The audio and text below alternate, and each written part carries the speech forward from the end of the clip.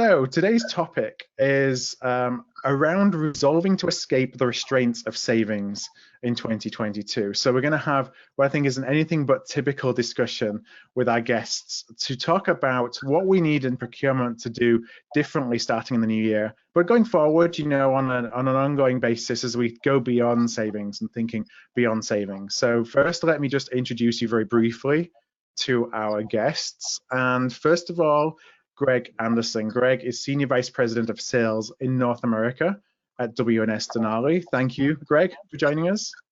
Hey, Phil, thanks for having me here today. Appreciate it. And David Clevenger as well. David heads the advisory practice at W&S Denali. So David, welcome. And I think welcome back to an AOP Live. I think it may be your second appearance on one of these webinars. Thank you for having me, Phil. Again, I appreciate it. And so I'm going to kick things off, and I'm going to ask Greg, first of all, as we reflect on the year that is coming to a close here, we're recording this at the end of 2021 in December. From your perspective, what, if anything, has actually changed about procurement this year? I think I'd start with a statement, and I put this in a post the other day on LinkedIn. There is no better time to be a talented procurement professional than now. And I'll tell you why, Phil. I think obviously there's a huge talent crunch. Everybody on this call probably is aware of that and feeling it in some way or another. But even more than that, I think there's a movement in procurement that's been accelerated. And whether it's been accelerated by COVID, by digital, whatever it is, we see procurement becoming a much more strategic function within the business. And people are making great strides to do that. So I think despite all the challenges that are happening now, supply chain wise, talent wise, just business disruption in general, I think it's a great time to be in procurement. And I think a lot of people are realizing that because procurement is starting to take a much more strategic role within the business. So I think that's the biggest trend I've seen, is that procurement's importance is on the rise. And David, from your perspective, what are you seeing this year for procurement? I think it's similar. A lot of attention being paid to transformation to prepare, I think, for a broader role that Greg referenced, particularly digital transformation. But I think certainly some of the more advanced organizations with whom we work are paying attention more broadly than just solely the digital piece. They're really looking at this as an opportunity to really transform their entire operation from a process standpoint and thinking about it in terms of impact. So I think the timing for a discussion like this is probably never been better. Yeah, that's for sure. We talk a lot about impact and outcomes, you know, as opposed to the nuts and the bolts, perhaps, that we think of internally within procurement of how to get procurement done. It's what impact are we going to have and what outcomes we're going to help our business drive. Greg, you know, you talked about there being no better time to be in procurement and be a talented procurement professional right now, and that move to becoming more strategic. Like, from your perspective, you obviously see a lot of organizations that are on that journey from whether it's tactical to strategic, where they're building a procurement function for the first time. What are some of the kind of pillars that you see as being really important for an organization that does kind of start to become more strategic for their companies? Right. When we talk to procurement pros, Phil, we talk a lot about the procurement ecosystem, right? And that's a fancy term. But if you think about it, it's not just one thing. You're not going to fix everything just by saying, okay, we're going to go digital, we're going to put in this source to pay platform, and all our challenges are going to be overcome, right? We encourage our clients and we work with our clients to say, what do you need to do to really improve the overall procurement delivery ability and capabilities, procurement to support more important business outcomes, right? So how do you align the vision of procurement and the goals and objectives of procurement with the key business outcomes that your company is trying to achieve, right? So within there, you have to look at the ecosystem and say, okay, do we have the right talent to go have more strategic conversations with the business stakeholders who we want to talk to and help with smart supply strategies that help them achieve what they're trying to achieve? Do we have the capacity for that talent to break free from some of the constraints that hold back from going and having those very conversations, right? Are we set up with the right operating model that enables them to have capacity for more strategic work, right? Are we doing that the right way? Do we have the right digital enablers? Super important, right? Digital can help to automate a lot of things that are no value add or very low value add, right? So you want to use digital in the right way, but people shouldn't look at digital just as the panacea. It's going to make everything get better. I think the other thing is, as businesses become more and more dependent upon suppliers for innovation, right? Bringing innovation in from outside, right? Look at the automotive industry going to self-driving cars now, and all of that technology that really wasn't inherent in their industry.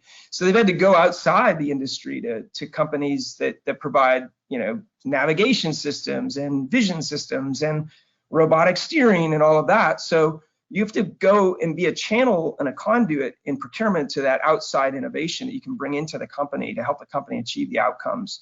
And I think the last thing that's really important and probably most overlooked when we talk to clients is, what is the user experience like to work with procurement at your company? What are you doing to make procurement easy to access, easy to work with, and a better experience overall? And when you do that, some magic starts to happen, right? You start to deliver value for people. It's an easier way for them to work with you, and things begin to change and transform, and suddenly you become more strategic. So I don't think there's any one thing you can change. I think you have to look at your whole way you're doing procurement today and say, is this going to be the right way we should be set up for doing it in the future? I want to just add on that user experience, David, as well, because I think the cross section of folks who are listening today, there'll be leaders who are thinking from an organization level, but there'll also be folks who are running their own category, for example, who are thinking from their internal stakeholders and how they're managing their internal stakeholders. And David, I wonder if you have any tips on how to think about the customer experience, the user experience, and build kind of it's like an experiential procurement as opposed to this is our process and this is where you fit. Yeah, and it's interesting, Phil, because I think at the core of it, it's kind of the same, whether it's someone running an organization talking to senior leadership within their company, or you're talking to an individual stakeholder, spend owner, functional owner within your business. It's 100% about this alignment. And I think that, whereas Greg said, we need talent, we need people who are going to be able to do these things, we need to make that ask first. And we need to describe for our stakeholders and for our leaders what that experience is going to look like. And to strike that alignment, I think it really begins with sharing a language, with them. We have to choose our words carefully. We've always spoken in our own terms around savings and spend under management and the things that we felt were relevant to us. And our metrics should reflect our stakeholders' metrics. Right. I actually just coincidentally was at a dinner the other night with a very senior a woman who's been an HR executive with a number of different Fortune 500 companies.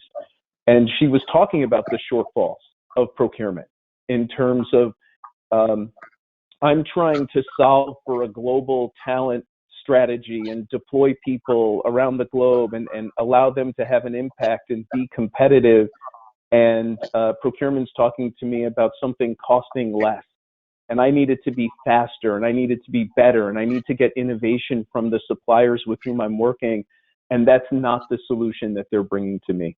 So the fact that we have different metrics that we're measuring by than our stakeholders in our same business, I think is at the core of the problem. And I think as we're trying to create that alignment, we have to be having that discussion about really deeply understanding their measurements, their needs, and not just what the business as a whole is trying to do. That's critical, obviously. But to your point about category owners, what every one of our stakeholders is trying to do and how they're measured. Yeah, and how what they do connects with ultimately the business strategy. Yep. Yeah, if I can add on that, Phil, a little bit, right? With a story, right? So I worked with a company once, this was years ago, and first thing we realized when we got there was, wow, procurement is just really out of touch with the rest of the business, almost persona non grata status.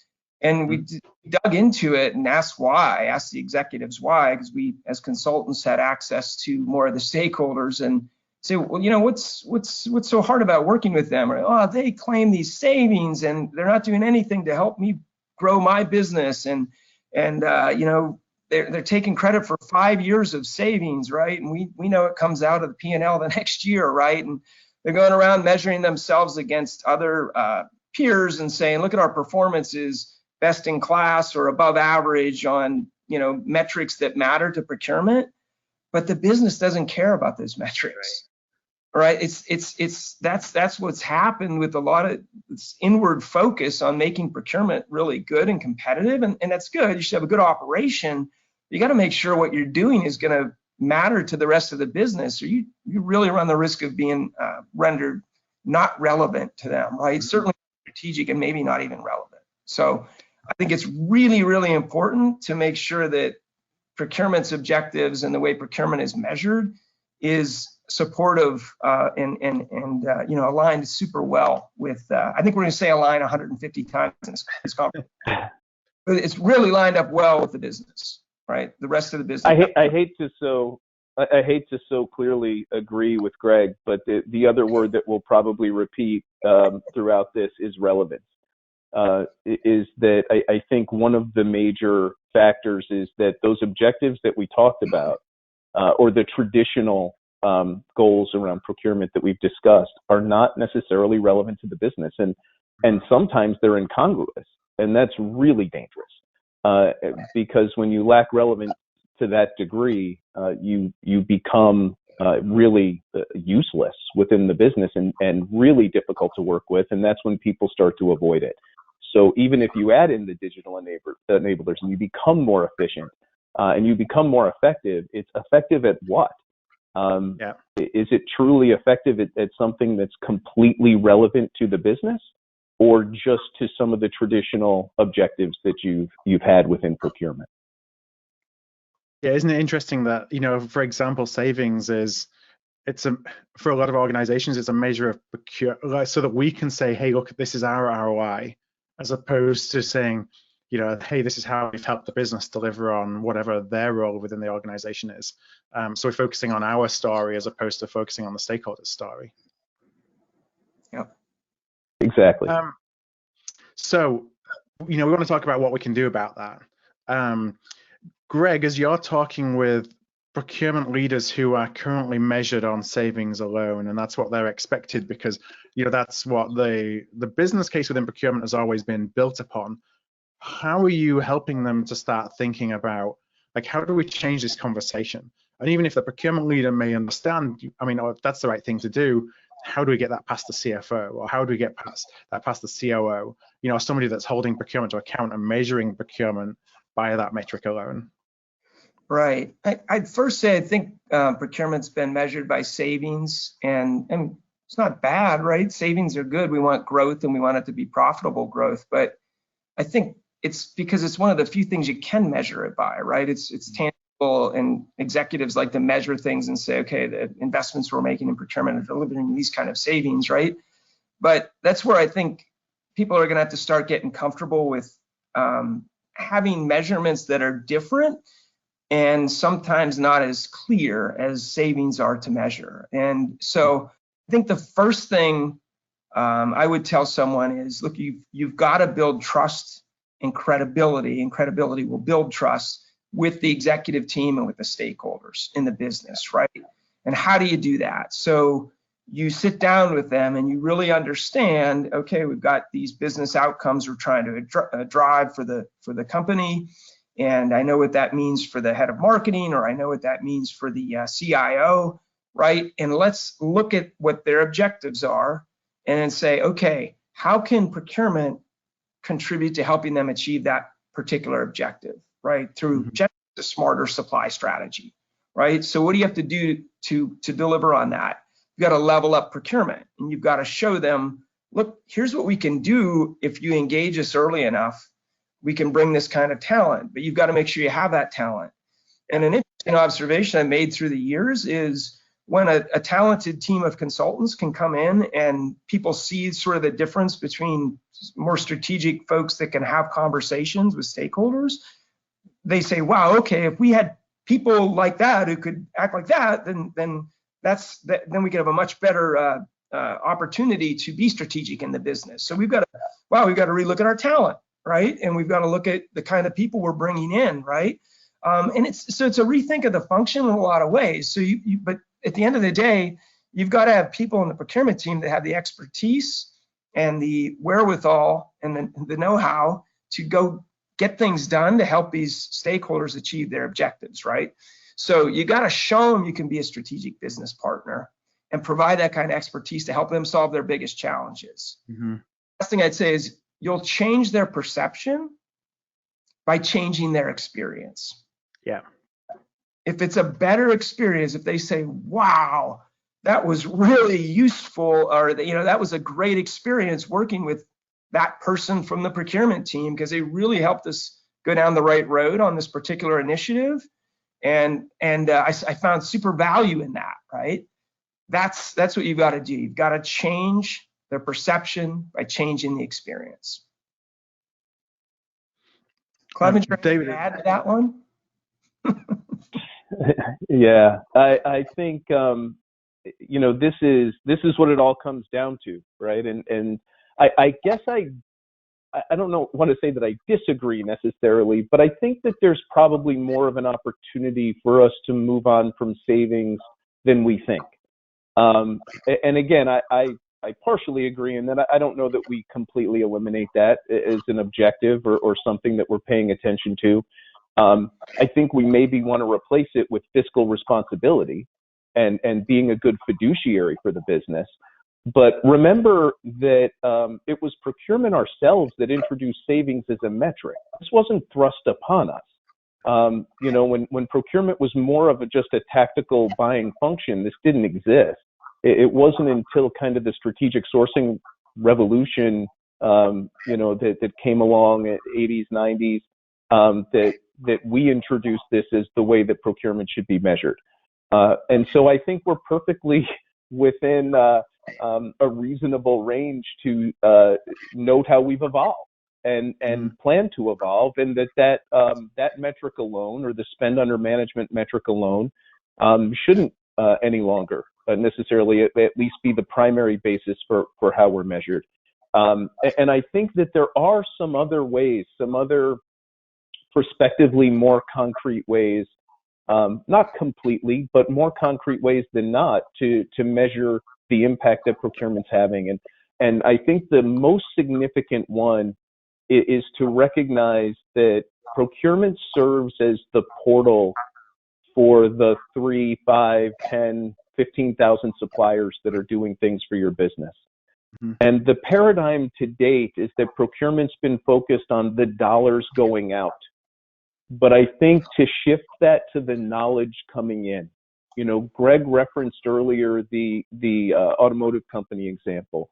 It's certainly been very prevalent in the automotive industry for many, many years that the suppliers are the ones who are bringing innovation into those businesses. But I think the days of us measuring suppliers or being content that the box was dropped on the dock, that's what we have to move away from, right? That we have to move away from our expectation of the supplier community being delivery and start to look at it as innovation. And procurement is the organization uniquely positioned to drive that and put guardrails around it. And I think that in doing so, my expectation is actually where you're having some more strategic discussions with different stakeholders in the business. They're actually super receptive to this concept because they've never been eager to go bid out their favorite suppliers or their more strategic suppliers or hammer them down on price. They're looking to achieve a fully optimized relationship with that supplier. And sure, that's inclusive of cost, and we don't want to ignore that, but it goes so far beyond that. And to be able to define, and we see some leading organizations taking this approach with their strategic supply community, where they're defining and managing those areas of impact, and that suppliers' ability to drive value and the knowledge coming into the organization that they are in fact able to measure the improvements that they're seeing in those programs. Is it as clean as saying, I used to pay $1 for the pen and now I pay 80 cents? No, it's different than that. But it's not that it can't be measured. Yeah. I want to talk a little bit. Sorry, Greg, did you want to add something to that? No, I'll let you go ahead and ask the question. I think I hope we come back to the topic of measurement, right? Because I want to hover around that. No, I want to say I definitely do want to come back to measurement and maybe some more specificity around how we can do that. Before I do that, I wanted to just jump over to Kelly to see if we've had any questions that have come in from our audience today. We have had some questions come in. We've also had a couple of comments.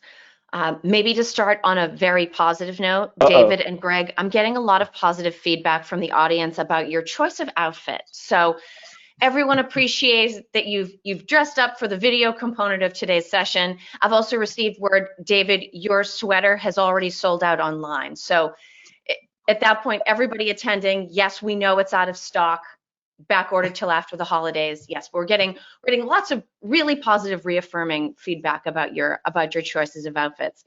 But on today's topic, David, let me maybe give this question to you, and then Greg, I have a second question that I think is a response to something you shared earlier.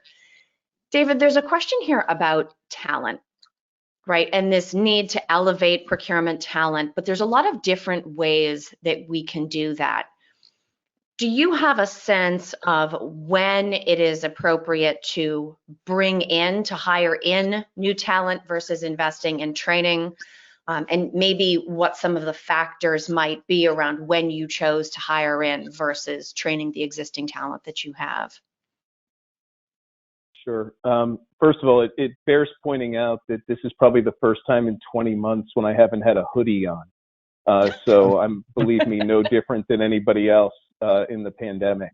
But the talent question is a really critical one. And I think that I'll start by saying, and Greg alluded to this earlier, there's in the future and the kinds of things that we're talking about are really a lot about relationship building and relationship management and critical thinking. Those are sort of the types of individuals that we see kind of the next level procurement being. But in terms of the timing of when you're bringing these folks in, I think that, first of all, I think you have to take a very hard look at who you have. And this can be a very difficult thing for any of us in any business to really make that determination around, do the people I have, can we enable these folks to actually grow and improve and reach that level that we need them to for what we see as the next level of our procurement operation, or do we need to look outside? And that's a tough question, but it's one that you have to ask. But I don't think you need necessarily as many people to start. I think there's no reason for you to think, well, I have to have my entire ideal organization built out completely before I can go start having these discussions. Because I think the discussions that you're going to have with leadership and stakeholders are going to inform for your organization the fit for purpose profile of the type of individual you want to be successful at your company. So I think you want to get out ahead of it, really defining what value creation looks like for your business, and then using that as the model to determine what kind of individuals you want to staff and want to have as part of your team. Greg, any thoughts you wanted to add in on that talent question before I ask you a follow-up on some of your earlier comments? I think David captured most of it. I think there's no one right talent approach, I guess, or talent profile. It's really going to depend on your company and your culture in a lot of ways, and how you're set up and what your spend profile looks like as well. But I think you need to say, okay, what do we need in terms of people to be more strategic, right? I think everybody's looking for people with a business mind, a better business mind, right? To work with on key strategic objectives, because you need that sort of strategic thought process that people with a business mind can bring to the party, as well as the category knowledge, right, that's required, right? We're big believers in category management and having, well built out category plans and playbooks to work with, because it helps to guide sort of the overall strategy from the time you start the sourcing process all the way through the point of purchase, right? You want to make sure those category strategies are run through. So you got people that can build good strategies as well. And then the soft skills, right, that everybody mentioned. So I'd say I agree with a lot of what David had to say, which is unusual. And by the way, my tuxedo's at the cleaners with the holidays coming up. So sorry, I had to rock the fleece today, everybody. Oh, well, it's a hit with this crowd. Oh, great. So to your point about soft skills, then let me come back to this point you were making about how if procurement can create the right experience, the perception of us will change. And I think Meredith, who put some comments in, I think she's reading my mind, because she commented that, while that makes sense, it does sound a little bit like a trust fall. And these are not her words, but I'm going to add mine into this. That sounds really scary, because a lot of procurement organizations have had this struggle or this angst with trying to build influence and authority over time. And it sounds like what you're suggesting is if we try to relax about that and just create the right experience, then through the changed perception, the authority and influence we've wanted for so long will follow. But it does sound like it requires a little bit of a leap of faith. Can you comment on that a little bit more? Sure. I don't think you need to drop the policy. So let's look at the perception of procurement, right? In the past, a business stakeholder perhaps might say, all right, they enable and facilitate our contracts and the transactions that we're trying to do. Or here comes the policy police or the compliance cop, right? That's going to tell me I can't do something, right? And I think you can drive compliance and you can achieve compliance and still have a better user experience. And I'll give an example of that. So let's say you are working with somebody to set up a new supplier for a particular good that you purchase on a regular basis. You help them to learn about some new suppliers. You run a sourcing project. They're very much part of the decision. They choose a good one. And then you put that item into your catalog, right? It's available for people to purchase in a self-service mode.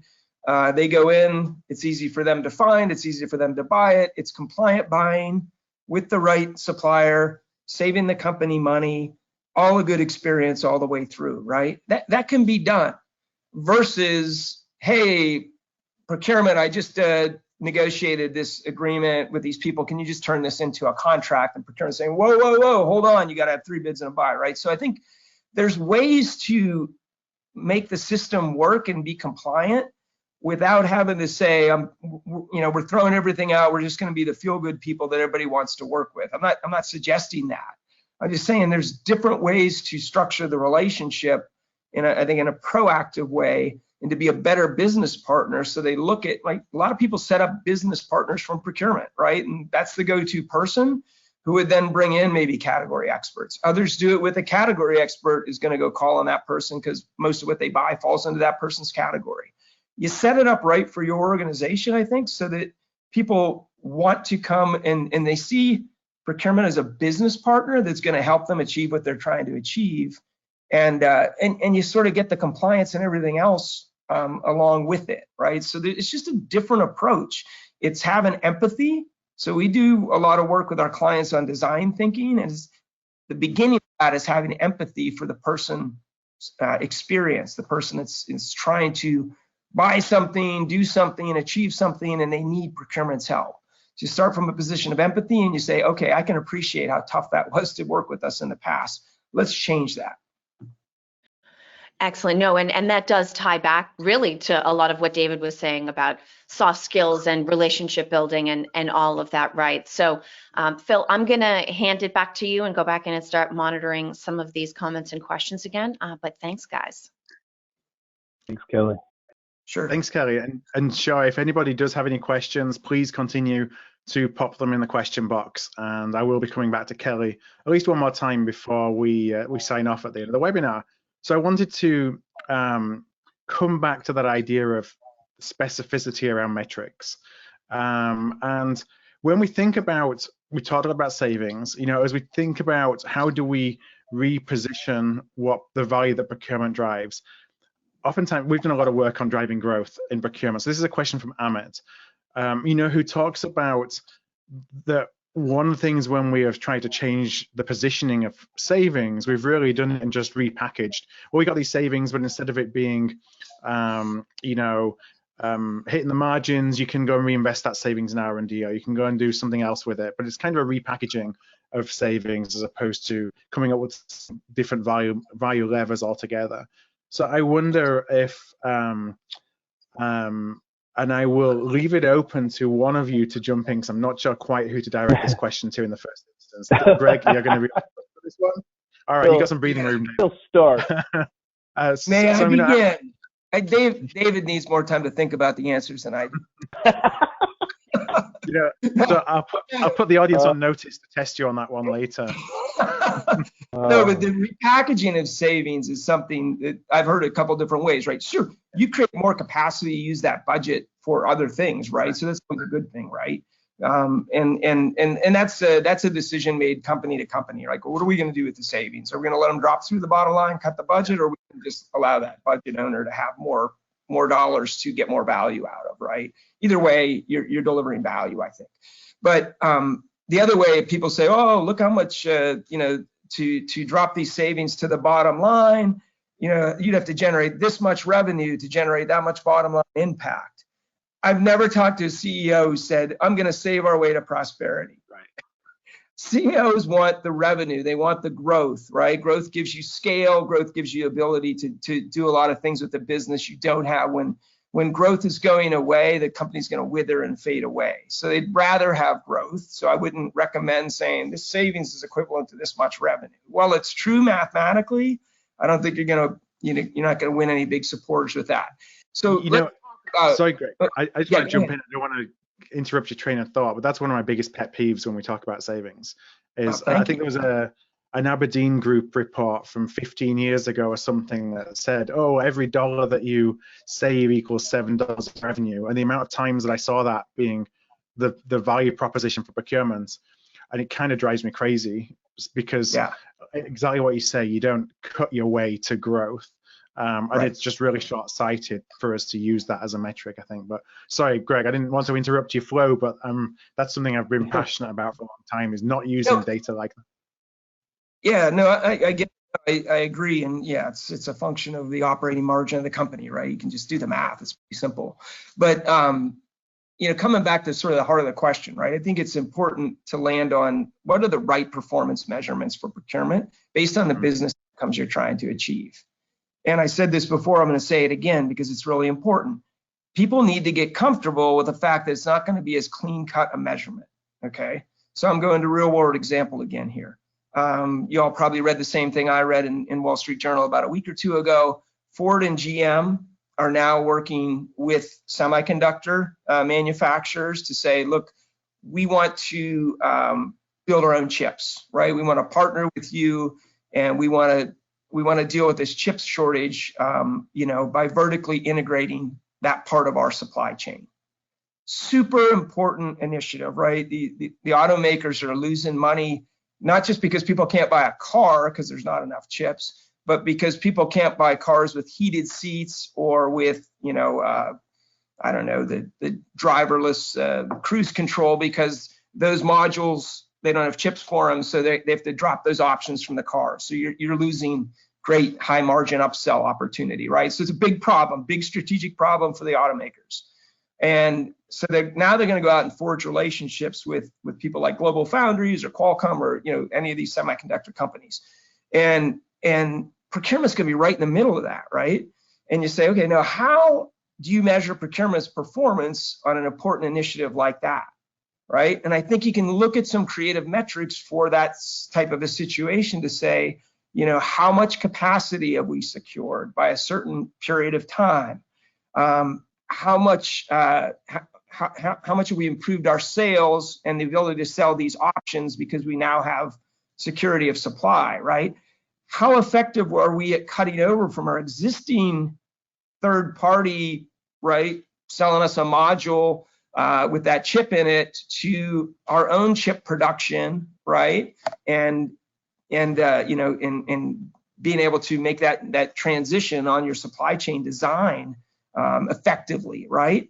And those are very unique to that particular project, but I think that's the kind of metrics you need to look for, not some general it's savings or nothing, right? So it's for each one of these big initiatives, say, hey, measure procurement's performance on that, right? Let's just talk about what's important so that procurement's metrics are aligned with those of the business. The other thing I'd say about this particular example too is Ford and GM are going to start hiring chip designers, which they really never hired before, right?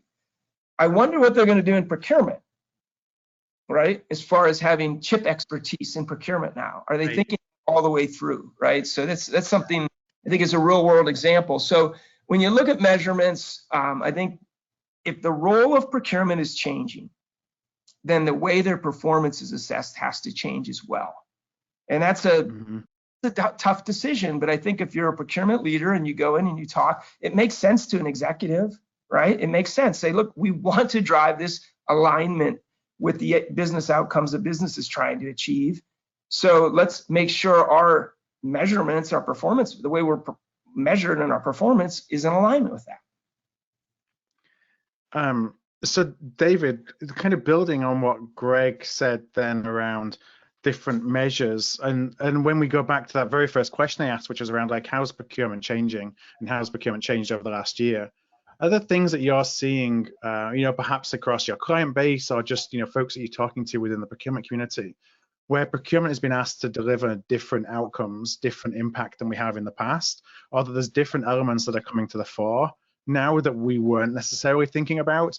So those can be drivers of different kind of value measures, if you will, because we're being asked to deliver different things.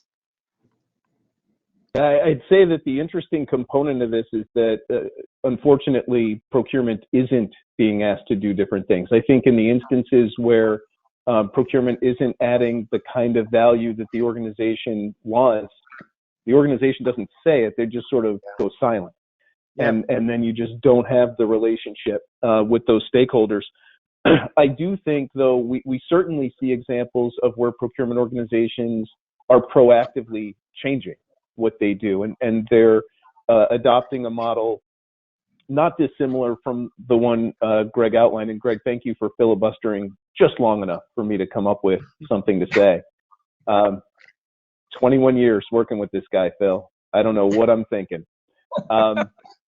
But one of the really key areas is as you're going in and now looking at each one of these stakeholder relationships and really understanding what it is that's critical to them.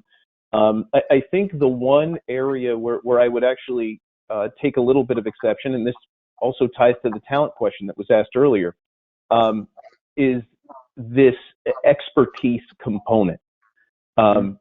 So in order for procurement to be relevant, do we have to have experts in every category that we touch?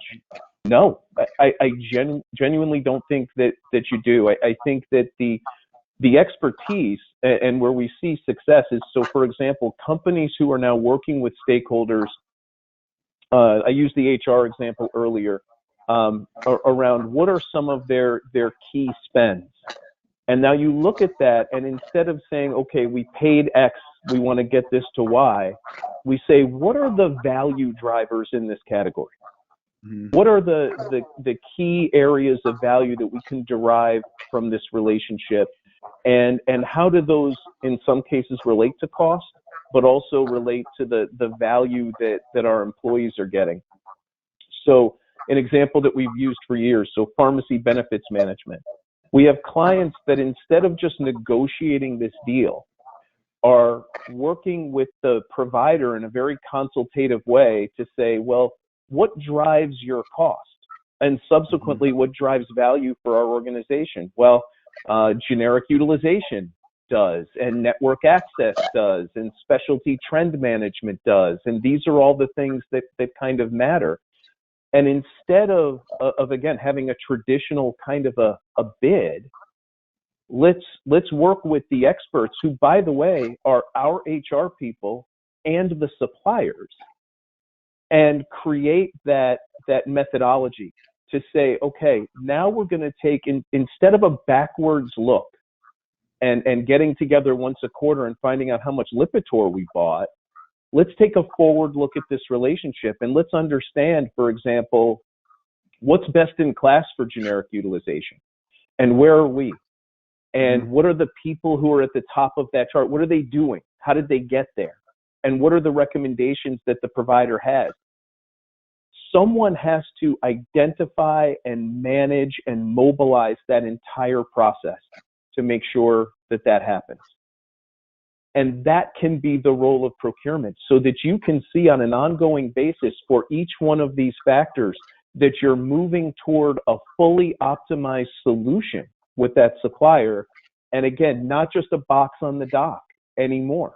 And that there is real measurable value that comes with that approach. And the companies that are doing that are not only having success in driving value for their organization, they've totally changed the experience of the stakeholder in the business. Now you're giving HR something that they find enormously valuable, a deeper, more successful, more productive relationship with a key supplier that they have. And now we're getting the innovations from that supplier. We're having the relationship, so we're reducing the risk with that supplier.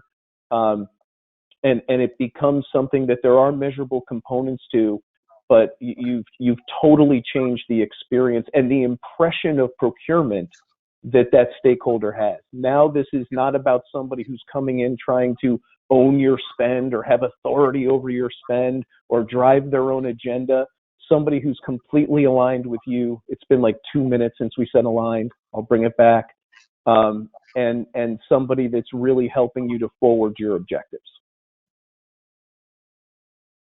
Greg, anything you wanted to? I have a couple of follow-ups, but I don't want to give David entirely the floor.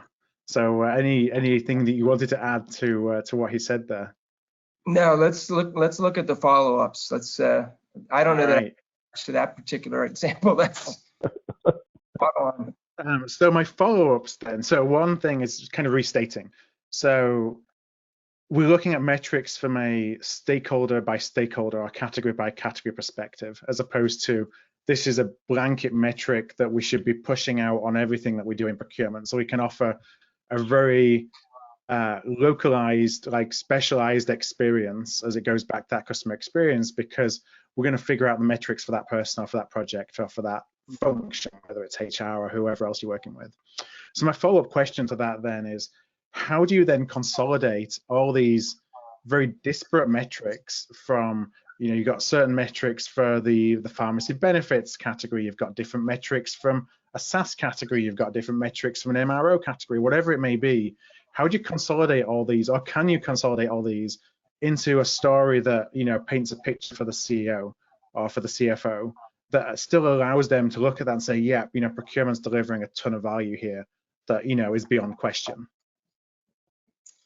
I'll start that very quickly here and then turn it over to Mr. Anderson. I would say that the consistency there, Phil, is the methodology, is that you're applying the same approach everywhere. That yes, there are some unique aspects to the chip manufacturers versus the pharmacy benefit providers versus the IT consultants and any other spend. But the role that procurement should be playing and the methodology that they should be employing, and thus the skills that they should be able to exhibit, are really consistent across all of these areas. To the point Greg made earlier, there may still be areas where you feel that it's a necessary component to have some category expertise built in to that organization, and that would be a unique factor.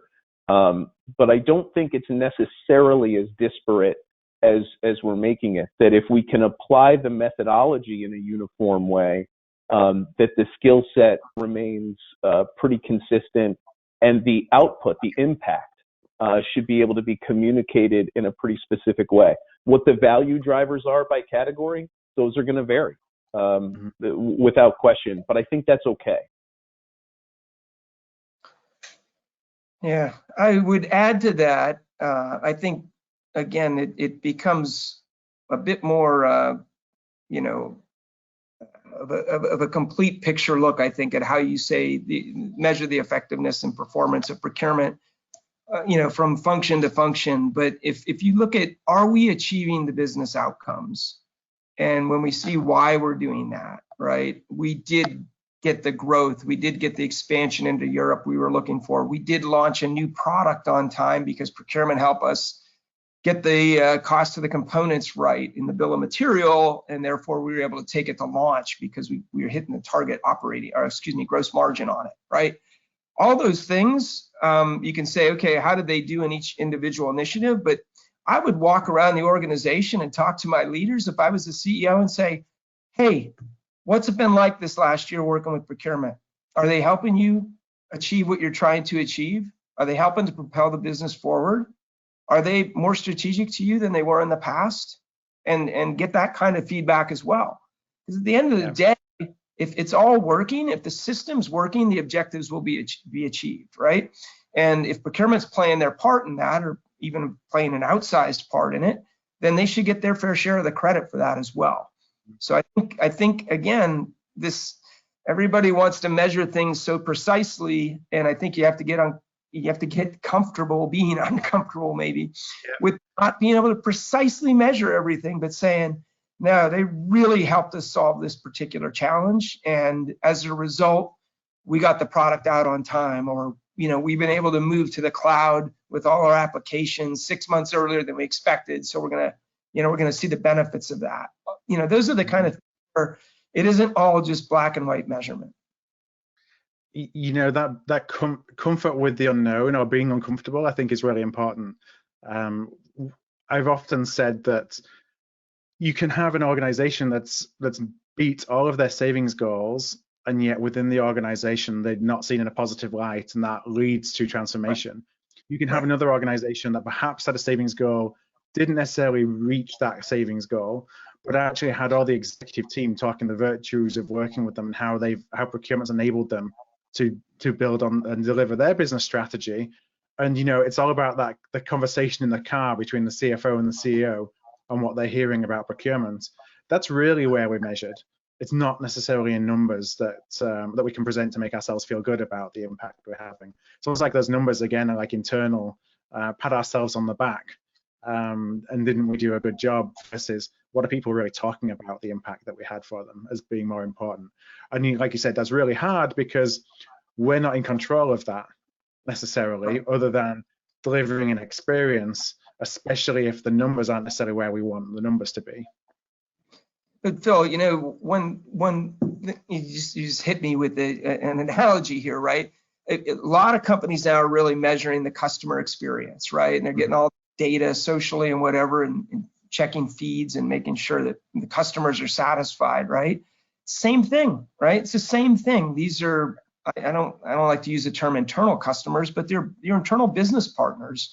And are they satisfied with the the performance of procurement and what they're delivering to them in terms of value and support to achieve the outcomes, right? I think that's how you have to start to look at it. What is the customer satisfaction internally with the procurement organization?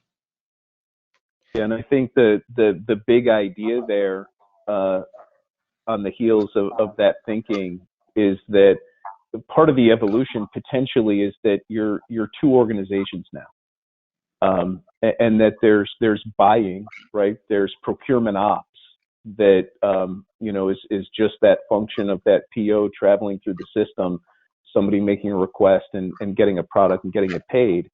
But then there's this entirely different thing, this relationship piece, this engagement piece, and maybe that splits off. Maybe we just finally just sort of cut these things, and you bifurcate that, and you really take this thing away from the other, because the association with it certainly isn't benefiting you in any way. And so, you define this evolved function, and you separate it completely from that. And that's where you probably have an opportunity at that point to create your new normal and your new measurements, and not have it necessarily so tied to what you've been doing in the past.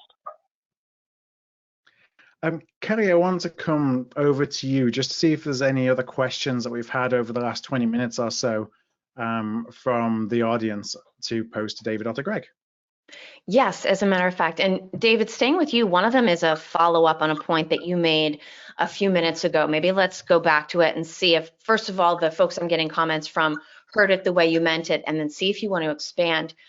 You talked about the methodology being what creates consistency for procurement. And I had a couple of people suggest that some number of years ago, that was probably the exact same thing being said about the X-step sourcing process. And when the methodology became sort of the foundational piece of creating stability and consistency for procurement, it also became this thing that we started pedantically following like a checklist. Is that the kind of methodology that you mean, or did you have something else in mind when you were talking about methodology?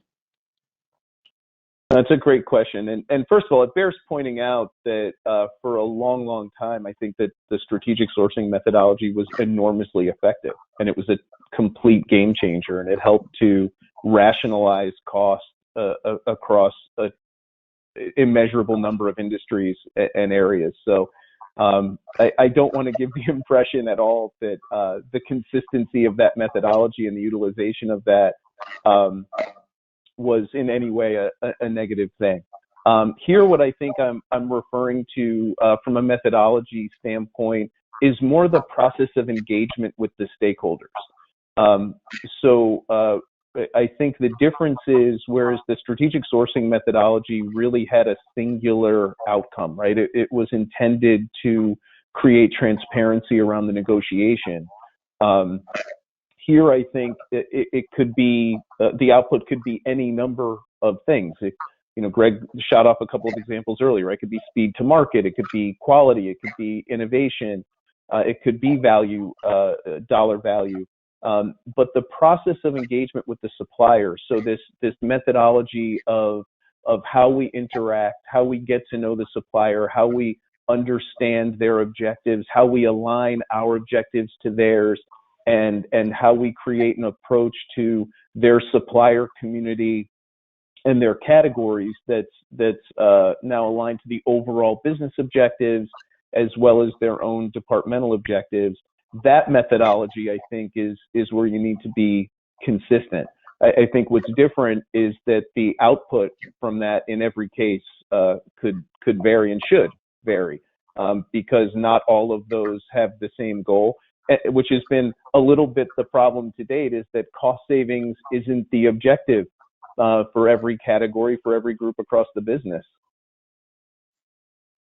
Greg, are there any checks and balances or internal ways that procurement should have of routinely reviewing our processes or methodologies or objectives to make sure that we're not saying, oh, that old way, that is no longer optimal, we need to replace it. And then the new way just becomes the thing that we all go into autopilot and do. Is there a way that procurement can sort of protect themselves from following back into this, okay, now this is the process that we follow blindly, instead of looking for where there need to be purposeful differences between projects or category strategies or parts of the business? Yeah, and I think you can apply some lean thinking to that, as well as maybe just looking at value stream mapping, right? And where is procurement, what's the process look like? And at each step, does that create waste? Is that adding value? And don't just take procurement's lens on that.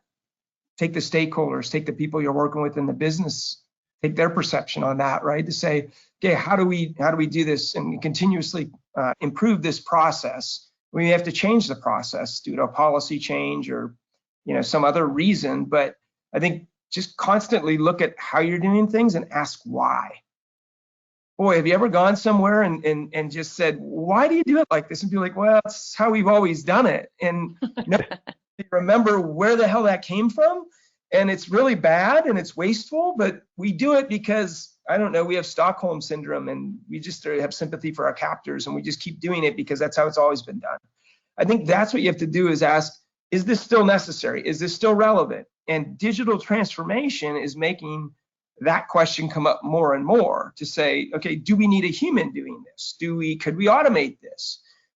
David talked about separating the strategic from the tactical, that downstream stuff. That's a pretty interesting concept that I really hadn't thought about. But when you think about it, down there, somebody from a big pharma company said once, and I love the statement, if we're touching it in procurement, down in Proc Ops, we better be adding value. Otherwise, automate it, right? Just make that PR become a PO and become a, an invoice that we do a three-way match on, right? Just automate the heck out of it, because there's really not any value you're creating down there. So I think we need to constantly reassess how we're doing things and ask, is this still the right approach? Is it still relevant? Does it work for this category? Should we change it? And do that. We used to have a process and methods group where David and I worked a long time ago. And I remember they drew out the process, right, that we followed, and it filled a wall of a hallway in the building. And I said, they're like, what do you think? I said, I think you should tear it down. They said, why? I said, I don't want any customer to see that and think we're adding so much complexity to a process that doesn't have to be this complex, right? So that's what you have to do, is look at the processes. I think constantly refreshing and looking at that, saying, where can we improve? How can we change it? How do we improve the experience? How do we improve the outcomes? All right, thank you very much, Kelly. I'm going to, we're running very short on time, but I'm always one to take it right to the edge. But I'm going to take advantage of the competitive tension between the two of you to see who can answer this question in the shortest number of words, the fewest number of words. I'm doomed. I'm doomed. My last question is, so I'm going to ask you, Greg, first of all. It was a question from Michael. What do you think the number one priority for procurement leaders is as we enter into 2022? Rethink what procurement can be for their business. All right. David? Innovation. There we go, one word. That did it.